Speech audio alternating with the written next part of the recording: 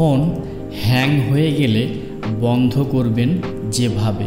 সারাদিন নানান কাজে স্মার্টফোন ব্যবহার করেন সবাই। দেখা যায় জরুরি কাজের সময় ফোন হ্যাং হয়ে কাজ করছে না, তখন পড়তে হয় অনেক বড় ঝামেলায়। নানা কারণে ফোন হ্যাং হতে পারে, তবে বিপত্তি বাধে তখন যখন হ্যাং হয়ে পাওয়ার অন হয়ে থাকে।